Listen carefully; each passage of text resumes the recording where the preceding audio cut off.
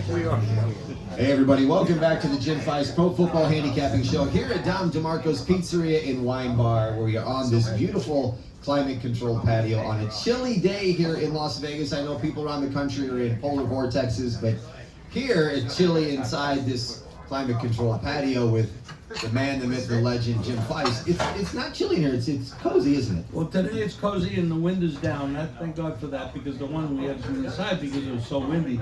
I looked on the internet this morning. 11 degrees in New York. It was 30 degrees here. I mean, we complain at 30. I complain when it gets below 50. So I don't know about you. I like the heat. You're not going to hear me complain at 110, 115. There's no way. I'm going to be with a guy next to you, which is Albert's brother, Mike Scalleat, is back on the show. He can attest to it. I mean, we're at the pool at 115 degrees. How are you, Mike? I'm doing good, Tommy. I was out there yesterday for a few minutes. You can only do the hot tub now, but it helps the old bones, you know? Yeah. Welcome back to the show. Thank you. Also next to him is somebody who was on when we first started this. Wow. Vinny, how are you, sir? Vinny Magliulo back from the South Point. Welcome back to the show. Good to be with you, Tommy, and you guys, Jim. I gotta tell you, it's great to see some familiar faces that I've seen recently, and some I haven't seen for a while. Man, this is great. So nice turnout. Of course, Albert is here, and I appreciate the opportunity to sit here and be part of it again. Yeah, we started the season in this seat. It was a little warmer that first week, but you know what? We'll see if we can help these folks. And I'm here to keep learning. You know, that's how I've been one of my philosophies for 47 years now. So. Well, since you and Mike have been here, we've learned that, and this came from Albert, it didn't come from Jim or I, that our panel consists of all sharps and no squares. And we have an audience that's as smart as from Yale to jail. So we're going to cover all four aspects in the betting world. And before we get to both games, Jim, I'm going to start with you, and then I got questions for the entire panel. But in your opinion, did Detroit get exposed as we talked about they could throughout the season, or do you think the defense did not get exposed against Washington? I think they were. When you go back in the middle of the season when they were healthy, Detroit was playing some damn good defense. And I thought that their defensive coordinator did a great job. But when you start losing that many people on defense, the cluster injuries are always going to hurt you. They're bringing people in off the streets. They had guys in the lineup that hadn't even joined the team on the same week of the same that they were playing. So I think they got exposed because they had all the injuries. I still think they're one of the best teams, one of the top 3 teams, maybe 4 teams. And Washington hit them at the right time, you know. But Washington, when you look at what they did on defense, and I don't want to beat up all the time here, they gave up a lot of yardage to Detroit. And if it wasn't for the turnovers, by the way, the 4 teams that are in, they didn't turn the ball over once. And all the teams that lost turned the ball over multiple times. So what does that tell you? Mike, let me ask you this. I want to flip over to Baltimore. Is this another case where Lamar Jackson just can't get it done? Absolutely. Still can't. I mean, I'm not a big fan. I mean, he turned it over with the interception. Then he drops the ball. I don't know if he got hit or not. I think he just, whatever. Maybe they touched his arm. He's too. He don't have it. He's not one of my favorite guys. He just don't have it in big games. He can't get there. The weather shouldn't have bothered them. I mean, at the end, though, they're right there. So what does that say about Buffalo coming up this week? You play like that this week, you're not going to beat the Chiefs. You got to come with the A game, and they got lucky, and it was good for me. But Lamar just makes too many mistakes in the big games. He can win all the MVPs he wants. If you don't win a title or get to the Super Bowl at least, and make an appearance like Burrow did at least once, what can you say about yourself? Vinny, let me go to the Rams. Stafford and Kupp.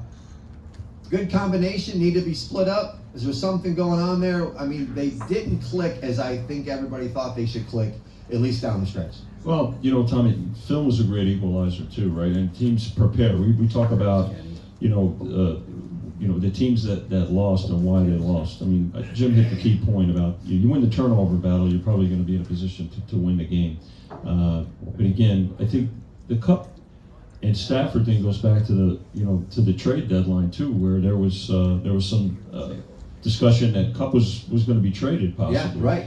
I mean, you have Puka Nacua, who is outstanding. Higbee as their tight end. So maybe they were looking for another piece that was going to fit, and possibly give them more depth. So I don't know if the time has come. I think it's hard to say. I mean, those guys have had more success for a long time, and they won a Super Bowl together. So, but I think all teams will evaluate what they accomplished or didn't accomplish this year, and then they'll evaluate. And you may see some movement during the offseason. All right, we said our panel consists of all sharps and no squares, and it just got better because a guy who, started behind the counter as a man behind the curtain and running books just joined us, and now on the other side, and Kenny White. Kenny, welcome to the Jim Feist Pro Football Handicapping Show. Hey, good afternoon. Thanks for having me. You are welcome. We're just kicking off some things. I'm asking some questions, so I'm going to go to you. Obviously, let me go to the Texans. They have to improve that offensive line if they want to get any further. But also with the Texans, what do you see that is missing from them to get to the next level besides obviously improving the offensive line? Oh, boy. NFL, the talent level is so close from the top to the bottom. You look at what the Washington Commanders have done, and it took Detroit 4 years. It all comes down to coaching and finding the right players that fit the system. And there's guys that are great at it, and we've seen that over the years. Andy Reid, Bill Belichick, John Harbaugh. Those guys, they know talent, and they fit their pieces. So sometimes it comes down to, you may pick up some really good players for Houston, but maybe that coaching staff doesn't have what it takes to get them over the hump. It really is. It's Antonio Pierce was the head coach here for the Raiders, and I knew in his 4th or 5th game he was not going to improve this team because he ran a trick play and ran the score up against the Chargers. Anyone who is coached to put time into it knows you don't do that. That's you have sports. If you're a coach, you have sportsmanship. Every great coach is a great sportsman, and you go back and look at that. So I grade my players out on the coaching. I feel like I made a mistake this year with Washington. I should have overrated every one of their players because that coaching staff is great. So I don't have my book in front of me for my player ratings for Houston right now to tell you where they could be improved. But if I did have it, I'd open it up and say, well, here's where they're weak, here's where they need to improve. We know the game's won in the trenches, and I think that's one spot that, if they improve their offensive line even more and their defensive line, and the quarterback play is the biggest part of my ratings. Kenny, I want to ask you a question. In last week's game, where Buffalo was ahead, 21-10 at halftime, was that the right score? Yeah. Okay. They come out, they get the ball in the 3rd quarter. And I'm leading this somewhere, but they come out in this 3rd quarter, they get the ball, they don't score at all in the 3rd quarter. They go in the 4th quarter, they score 6 points. Now, you've got a pretty damn good quarterback there, and they're not a bad offense by any stretch of the imagination. They're one game away from going to the Super Bowl. They got conservative, I thought. Didn't throw the ball much, ran the ball, sort of waited for Baltimore to come back and get him. And they almost got him. If Andrews doesn't drop the ball, they go to overtime. Now what are you doing? All the momentum's with the other side. You started with the coaching analysis, and that's why I'm going there. What do you think about a coach that plays that close to the vest and waits for you to come and get him? That's what I saw from Buffalo. Yeah, Belichick did it for years, though, and he's come up with the profile now. Each professional league is a copycat league. When somebody's successful, everybody looks, and rightfully so. Why wouldn't you? Why are they so successful? Well, Belichick had the game plan. We're going to throw to get the lead, and then we're going to run the clock out. He was one of the best under coaches in the second half of the history of professional football, because that's what he did. He got the lead, and then he squeezed you to death, and he shortened the second half. Underdogs, they try to shorten the game. He was a smart guy. We'll get the lead. Now we're a big favorite. Let's shorten that second half and give the other team a lesser possibility. When you watch Tom Brady, they ran the clock down. They didn't snap the ball at 15 seconds on the game clock, on the play clock. They let it run down to 1-2 seconds, and they ran the ball. This was late in the 3rd, early in the 4th. So I can't fault them for knowing that, you know, they have a strong defense, and if they can shorten that second half, they got a better chance of winning the game. But they weren't the better team, and that's why Baltimore came back in that situation, I think. Okay, good answer. Let's get into the conference championships. First game up on the docket at noon is going to be the Commanders at Philadelphia. Last time I looked, lines at 6 and 47.5. Jim, are you in on this game? And if so, what are you in? Because then I'm going to ask you a question. I would be in a lot more than I'm in. Okay, If explain. it wasn't for the question mark about Hurts, the quarterback Hurts. Yep. He's got a knee issue. We don't know about his mobility. I feel it's a mismatch when you put this running game against what Washington has on defense. I think they can run him out of the ballpark. I think they win by 10 or more easily. However, if now you take away the mobility of the quarterback, you might have to go a little bit more to the passing game. So then I kind of look at props a little bit. I look at the wide receivers. I say maybe Brown might get a few more passes thrown to him, may get some more yards. As a matter of fact, maybe Brown has the highest receiving yards in all the two games. So that's possible. If it was Hurts healthy, of course you'd be seeing a higher line. And Mike just said he saw 6.5 on it. I'm not laying that number. I would be on Philly and probably, and definitely over. I like the over. Mike, I want to go to you on this game. These two teams have seen each other twice. They split. Jaden Daniels, I said at the beginning of the year, wouldn't make the season. I thought he'd get hurt, so I tipped my cap to him. The guy's much better than I thought he is. He's the league's next superstar. Is this another one where more people are going to overlook him, say he can't do it, and everybody's going to talk about Philadelphia instead of what Washington can do? I think he's going to play a good game, and you're talking about these coaches. Jim Sirianni's one of those guys with the Eagles. They let these teams back in the game all the time.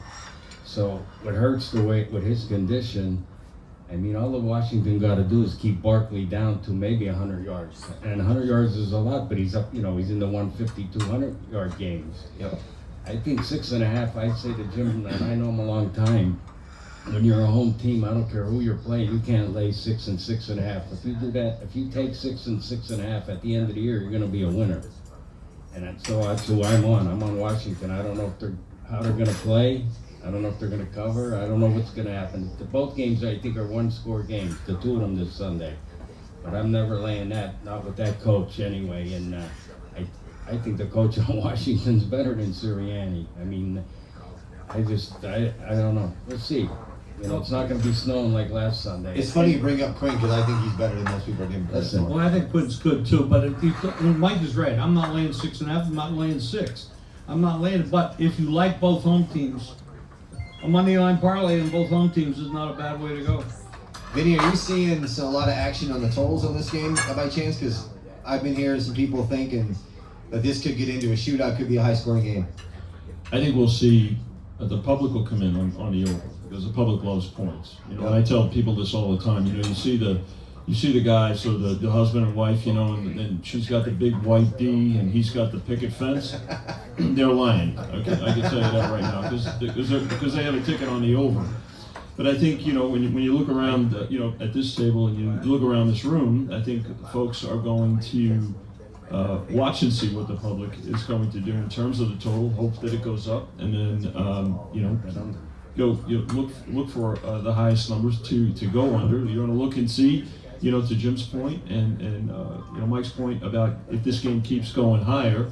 If it touches 7, then it's an automatic take, and I would say don't blink because it's not going to last very long. So, but I think we'll see the public on both favorites as we've seen so far, and we'll see the public on the over in both of these games. I think that's going to be the trend. Vinny, I'm going to stay with you real quick. Yeah. With the knee injury to Jalen Hurts, how much is that changing the line on this game? Well, I think when you look when we posted this number initially, Tommy, we did use 6 and it went down. The thing. I'm sorry. We opened 5 and it went to 4.5 very quickly because it was fresh in everybody's mind that Hurts was not 100%, obviously. So But as injury reports came out and evaluations, now you're seeing it go up. So is it a concern? Yeah, I mean, either way, I personally don't think he's going to be 100%. We're not going to see, a 65-yard touchdown run in all likelihood. So, like last week, and we saw that, once his knee got twisted, he was a completely different player. So that's a dynamic that I think the Eagles need, but their coaches know it, and I think we'll see it tested rather quickly with the Commanders' defense. Kenny, on this game, do you like either side anyway on this before I ask you a question on it? My numbers say this game figure 6. Yeah, Okay. There's a couple of things. I watched the game last week and listened to Tom Brady, and I really feel like I can make a good assessment on people when they're talking, whether you really want to listen to that person or not, or they're just bullshitting you. I think Tom Brady really knows what he's talking about. Tony Romo was really good too. And I was listening to Tom Brady, and everybody's on him because I guess he said that was the first incomplete pass and it was the second. Big deal. Tom Brady's giving you a great analysis on the players, what's happening. Jared Goff was in the pocket and got hit and lost the ball and fumbled. And he said Goff wasn't strong enough in the pocket on that play. True statement. He knows he's got people around him. He needed to be stronger than that. He talked about a couple times that Goff, when they fell behind, he started to throw passes you wouldn't see him throw. On getting to Washington, he was watching Washington and what they were doing and the reads, and he's looking at that offense and he's saying, this offense can't be stopped. Right now, what they're doing, it cannot be stopped. I don't know if he was talking about that day, next week, the week after that, but he was right. Detroit couldn't stop them. And people make excuses, well, Detroit's defense is banged up. Yeah, they have 30 starters, more than anybody else. But for some reason, every week, they continue to stop people and play well. They did get 2 of their best guys back over the last 3 weeks, Reader and Anzalone. That's a really good defense. And Washington made them look poor. And maybe Tom Brady's right. This offense cannot be stopped. Now, there is a concern. This is their 4th straight road game. But I'll make a case that it's not that bad. They played Dallas the last game of the year and rested their starters. Nobody played. And they'll take a bus from their facility to this game. They had 2 road trips. And you know what? If you're planning to go to the Super Bowl, I don't care if you played 12 straight road games. You're going to dig down deep and you're going to play your best game. You're not going to use that as an excuse. You're going to be prepared. And I think they will be. And if Tom Brady's right, you're going to see the Redskins win by 10.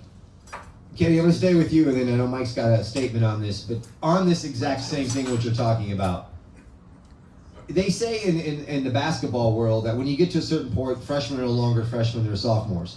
But at this point in time of the season, I don't think you can say Washington has a lack of experience, because at this point in time, everybody's moved up and digging down deep to try and get one more to get to the promised land.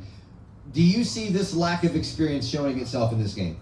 No, I don't think so. The familiarity they have with the opponent. Exactly. And they beat them 36-33 the last time. And they were behind 21-0 and came back to do it.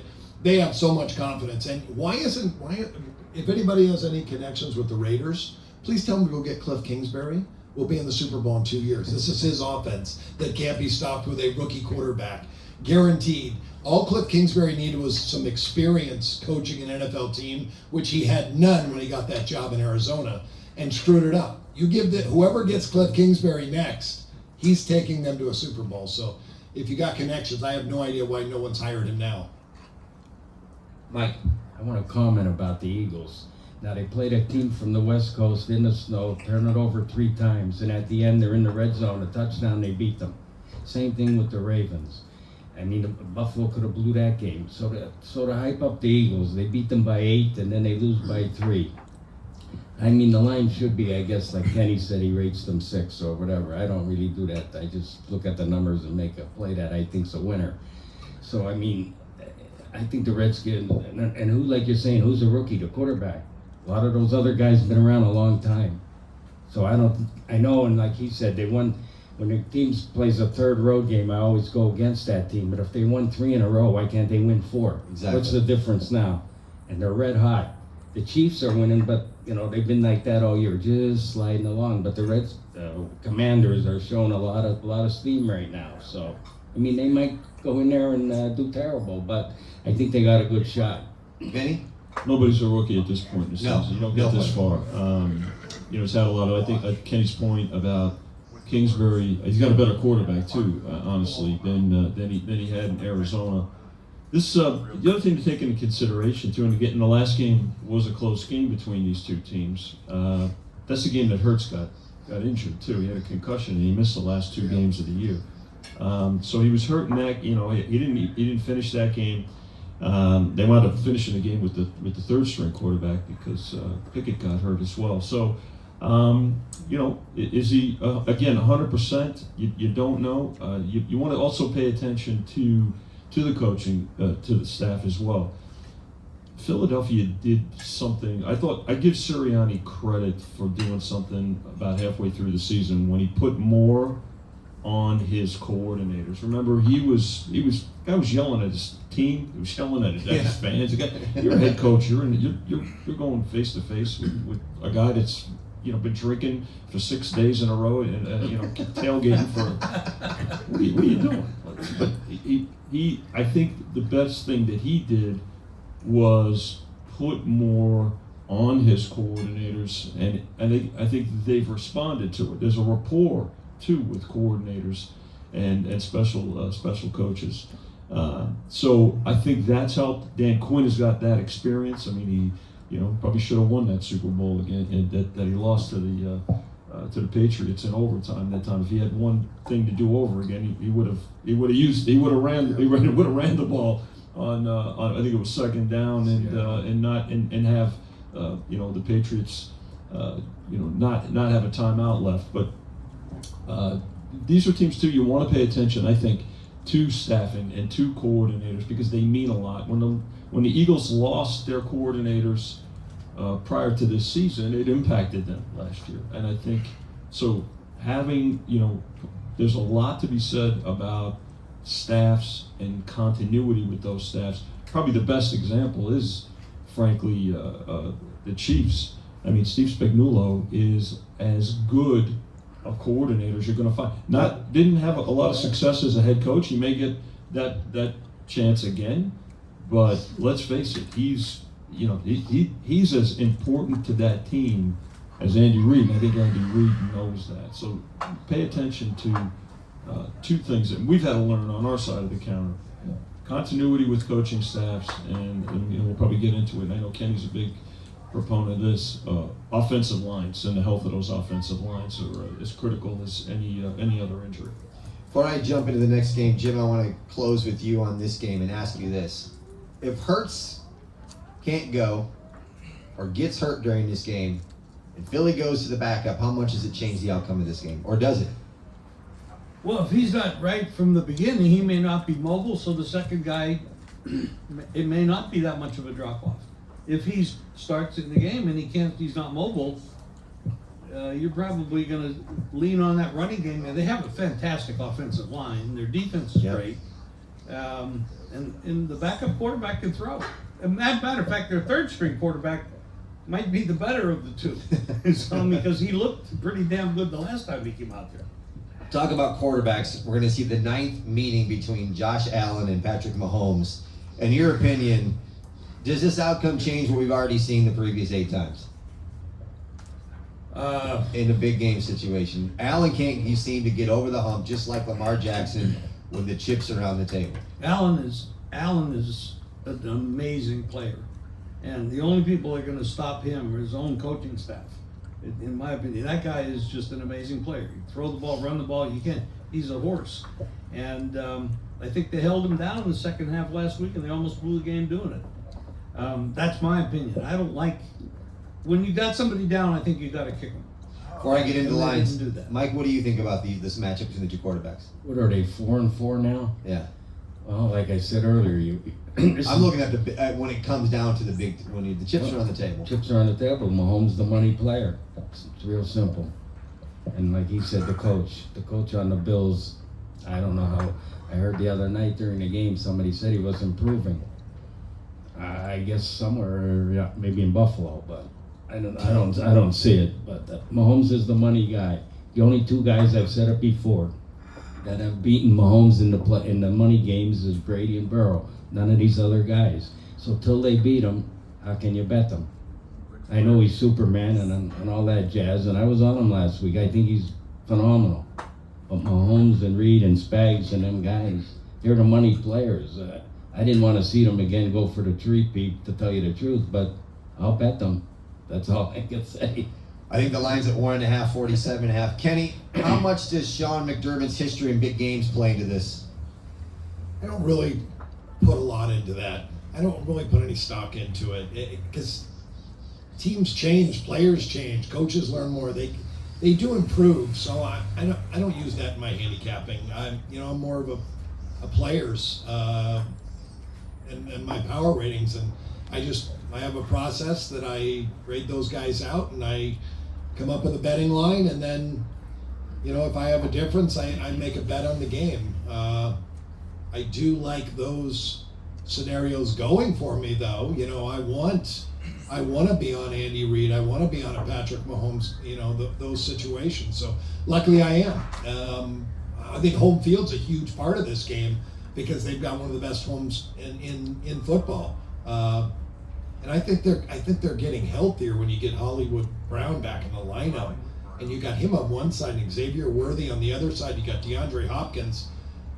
They can't double team Kelsey, and that's the problem because he's going to find Kelsey all day long. I thought that was one of the best prop bets last week. Kelsey reception and yards over and a scored touchdown, because that's what he does in the playoffs. That's what Patrick Mahomes looking for, and you can't double team him now with all of those weapons that Mahomes has. And I love Allen. I would rather bet dogs and unders all day long, but I do bet overs when I have to when the numbers say it. And you got two great quarterbacks. It's going to be cold, no wind. I think these two quarterbacks are going to put points up. So I like the game over. I like KC and I like the over. Vinny, from your guys' side of the book, are you seeing more action on the money line on this game than you are in point spreads? Not really. I mean, we open a game 1.5. It's up to 2. I think we'll see. We've seen more money on the underdog on the money line, and I don't think that's a surprise. In fact, both dogs are getting some initial support on the money. I think this game will have more money line support for the Bills, because if you like the Bills in this game, you like them to win the game, right? It's 1.5 to 2. So if you think that the 2 is valuable, sure, but now you're still laying $1.10 when if you like the Bills, again, you like them to win the game, you can take plus 105 or plus a dime. So I think we'll see more money line action in this game on the Bills than we will on the Chiefs. Mike, what do you like in this side? I took the Chiefs on the money line. Why lay 1.5? I mean, all year long you see some games they end by 1 or 2. It happens more than you think, but might as well lay the money line. They got to win, no matter what side you go. The team got to win. The other side, like I said, I took the point. 6.5. Just especially if you ever get you get overtime, you can't lose. So You took the money line too, right? I have both home teams. I have a money line parlay with Philadelphia and Kansas City because I wouldn't lay that big a spread with Philadelphia, and I did the money line on Kansas City. Kenny, for you, the Bills had a conservative offensive game plan that seemed effective last week, but can they do the same thing going against the staff at Kansas City?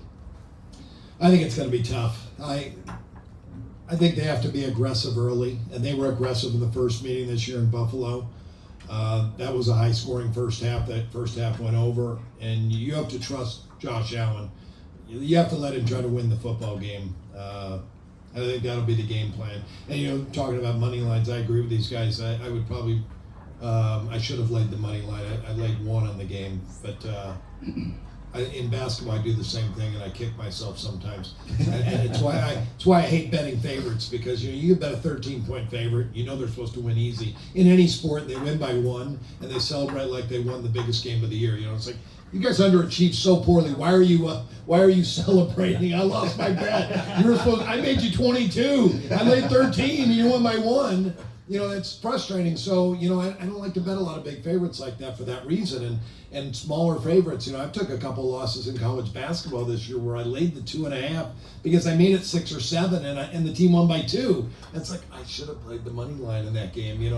It feels better. You win and they win, and when they celebrate, you don't get so upset. But I don't think they'll be conservative, Buffalo. I think that they know they're up against Patrick Mahomes. They're not going to kick field goals. They're going to go on 4th down. They're going to put the ball in the end zone. They'll be aggressive. Mike, I want to go back to you on this because I know you're a big Spags fan. Is Kansas City's defense as dominant as people say it is? Absolutely. The Eagles' defense is good, but that's a separate game. But absolutely, with Spags, I don't think he wants to be a head coach. He makes probably a few million doing his job, and you don't have all the headaches that Andy has and all. But they are, with Chris Jones and McDuffie took over they got rid of Snead. Do they miss him? Are they looking for him? I don't think so. You know what I mean? And at home, like Kenny said, the crowd noise. Look when Houston had to do something last week at the end, what happened? It was sack after sack after sack at the end. He knows when to dial it up. They didn't win 3 out of 4 Super Bowls because he doesn't know what he's doing. And they beat the Niners, who were supposed to be the hot team that had a lead into the 4th quarter. They beat the Eagles. Well, Hurts, he fumbled one play. I think he choked a little there. But when they got to Brady, well, they didn't have the answers. That's a different story. You're in a different league. But I think they're better than they've been in the last 3 years. And Josh Allen's going to have to play. He can't make no mistakes. And this year he's played pretty good with that. The last couple of years he's made some. He improved on that, but it only takes one. And they'll take advantage of it. So we'll see what happens.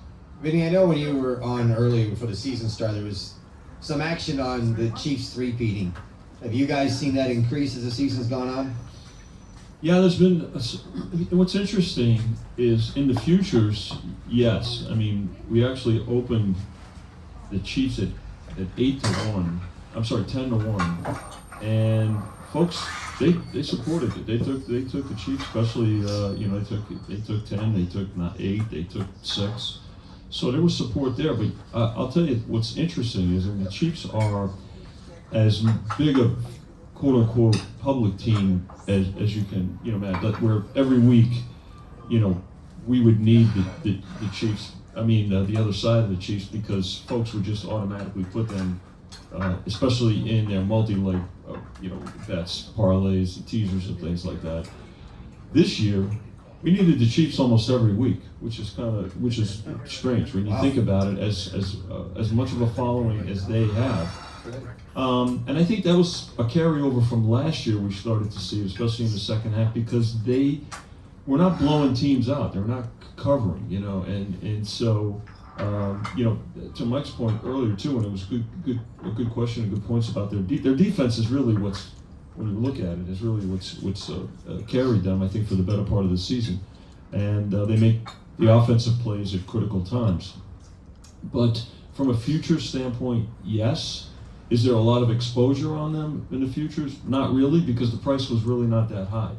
When you've got 10-1 is a fair price, but you'll have more exposure, frankly, on a team like the Commanders, who opened at 100-1, and it wasn't that much interest early on. Got up to 125-1, but now that and again, they were picked to finish third in the division when we first talked about it at the beginning of the season. They were behind the Cowboys and the Eagles in the division, but you started to see them improve, and folks started to get involved with their future price. So there's more exposure with a team like that, who's more of a longer shot than a team with shorter odds like the Chiefs. Kenny, when you're breaking down these games, especially this one, are you looking at O-line versus D-line matchups on both sides of the ball for both teams? I want to have that advantage, but I already have the player power ratings, and my final rating is what I really go by most of the year, and I just add and subtract with injuries from that number when they come up. So I want to make sure they're healthy, and making a number on the Eagles game is a lot more difficult because of Hurts. if he can't run, that's part of his game. Yeah. He's got to be able to be mobile, or he's not going to be very good. So I think there's a 4-point drop off to Kenny Pickett. So.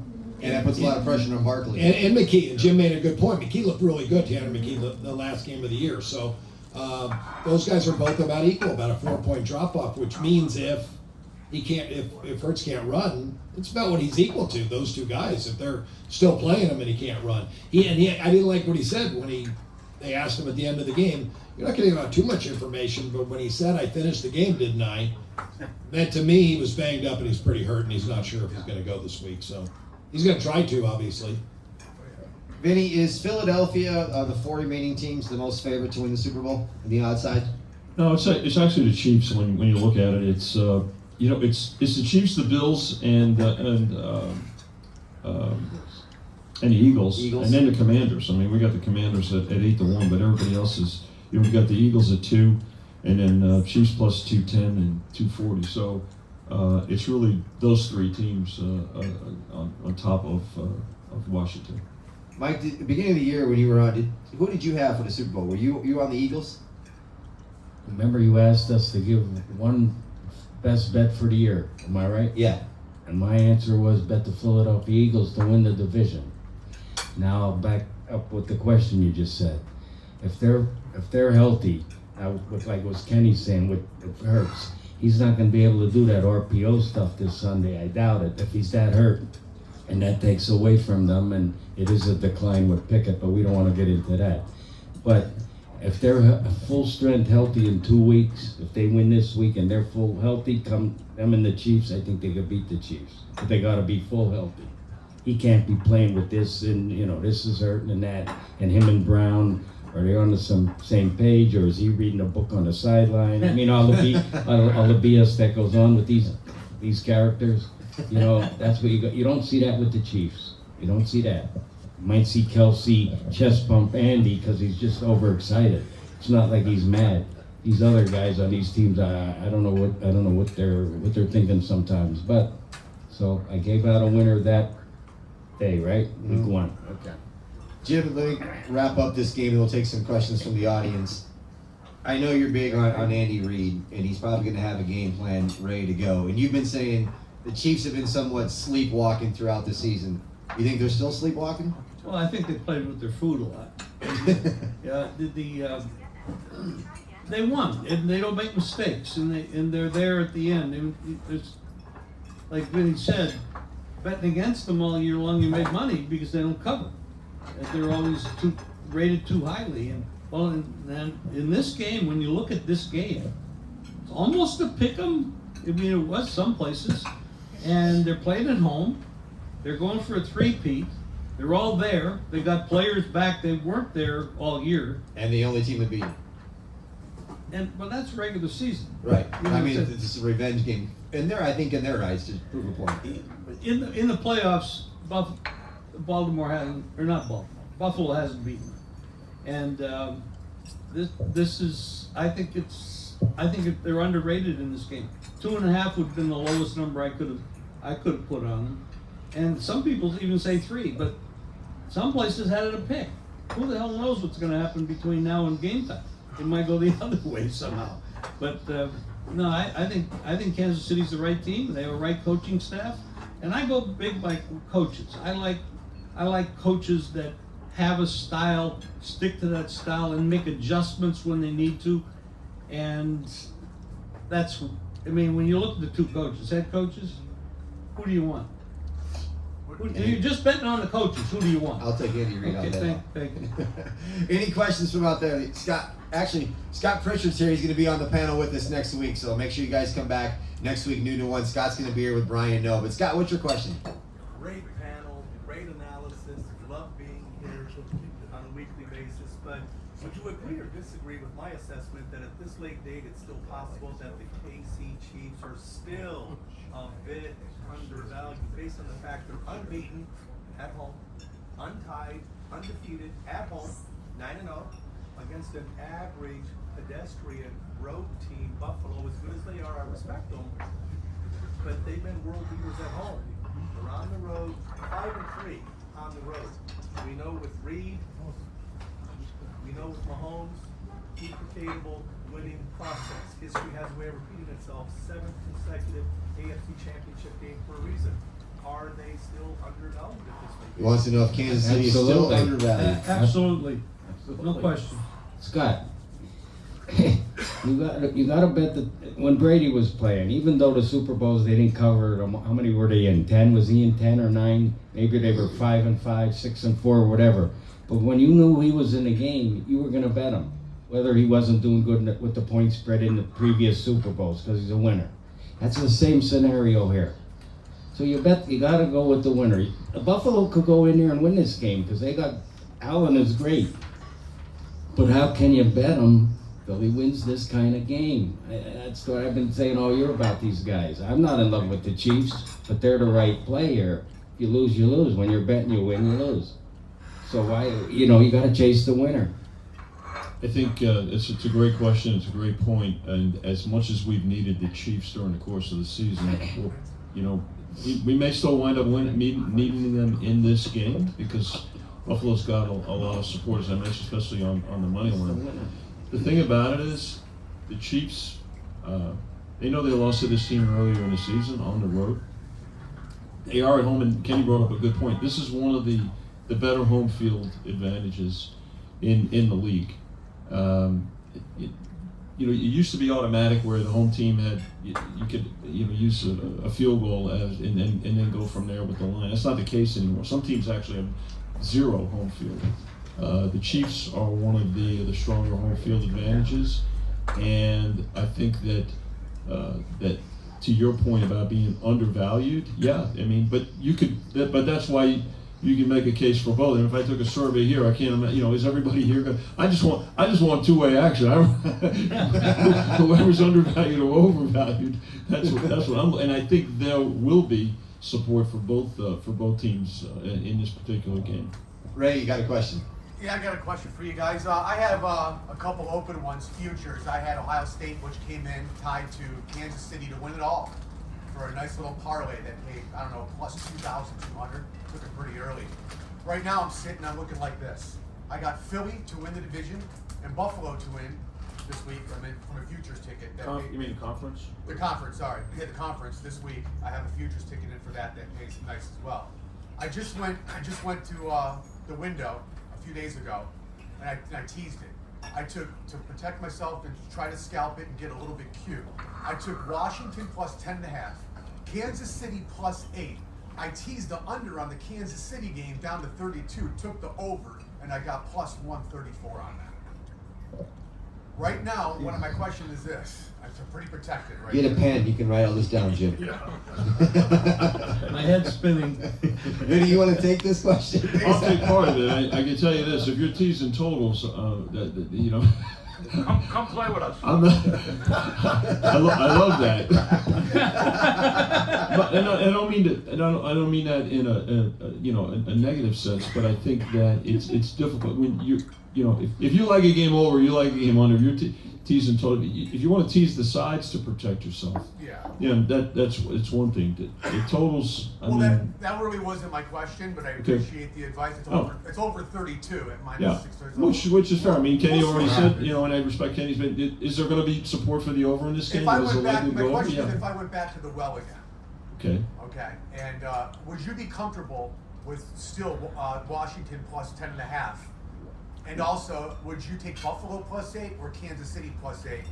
Why would you go back to the well? Well, if you already have your position, and again, I don't know what your initial investment is, and that comes into if I'm play. comfortable enough with Washington plus 10.5. I think I want to go back and take Washington plus 14. Well, I would say this: you do what you're comfortable with. It's your money, and you know exactly how much you have invested, right? How much your initial bet and things like that. So.